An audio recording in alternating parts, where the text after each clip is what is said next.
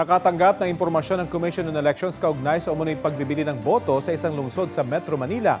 Detalye niyan sa ulat on the spot ni Sandra Aguinaldo. Sandra?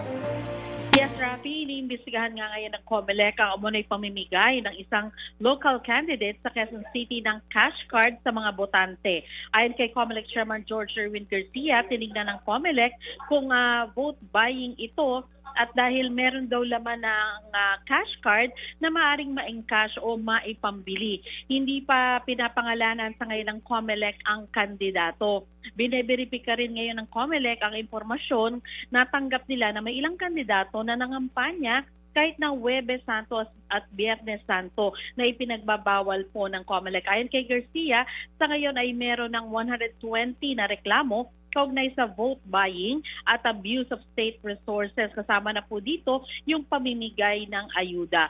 Ongoing na investigasyon at 4 na show cause order na raw ang naibaba nila. Inilunsad naman ngayong araw, Rafi, ng COMELEC ang Random Manual Audit Committee at pati na rin yung kaakibat na training para dito.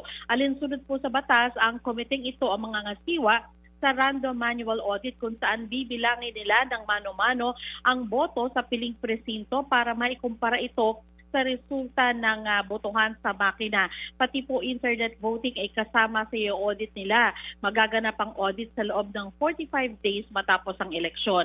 Magkakaroon din ng ilang araw na training po yung mga kalahok dito para matiyak yung kanilang kahandaan para nga dito sa gagawing random manual audit. Nasa pagtitipon po ang ilang commissioners ng COMELEC. Kabilang na po dito si Ernesto Macedo Jr. at A.B. Ferelino at meron pa po nga ibang matataas na opisyal na narito at narito rin po ang kinatawan ng Philippine Statistics Authority, Department of Education, NAMFREL, PPCRV at Lente. Yan muna po ang pinakahuling ulat mula dito sa event ng COMELEC sa Pasay City. Rafi? Maraming salamat, Sandra Aguinaldo.